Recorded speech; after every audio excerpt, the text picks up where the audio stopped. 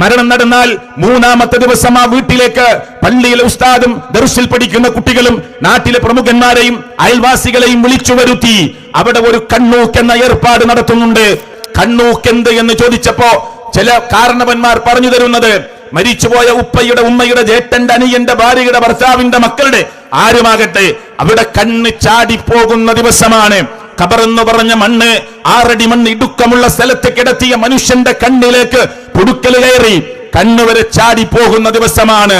ബുദ്ധിക്ക് യോജിക്കുന്നുണ്ടോ പ്രിയപ്പെട്ടവരെ?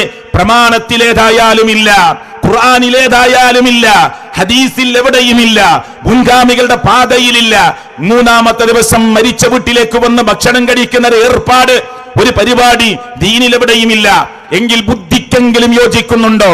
മരിച്ചുപോയ മനുഷ്യന്റെ വീട്ടിലേക്ക് നമ്മൾ തടിച്ചുകൂടി അവിടെ ഭക്ഷണം കഴിച്ച് ഏമ്പക്കം വിട്ടുപോകുന്ന ഒരു ഏർപ്പാട് ബുദ്ധിക്ക് യോജിക്കുന്നുണ്ടോ? ഉപ്പാന്റെ കണ്ണ് ചാടിപ്പോകുന്ന ദിവസം തന്നെയാണ് എന്ന് നിങ്ങൾ വിചാരിച്ചോ?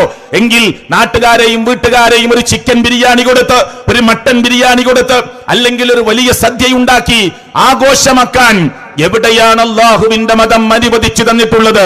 മയ്യത്തിന്റെ പേരും പറഞ്ഞ് 3-നോ 7-നോ 21-നോ അല്ലാത്ത ദിവസമോ 40-നോ ആണ്ടിനോ ഒരാളുകളെ വിളിച്ചുകൂട്ടി ഭക്ഷണമുണ്ടാക്കലും അതിന്റെ പേരിൽ പ്രോഗ്രാമുകൾ സംഘടിപ്പിക്കലും ദീനീപരമായി പ്രമാണത്തിലില്ല.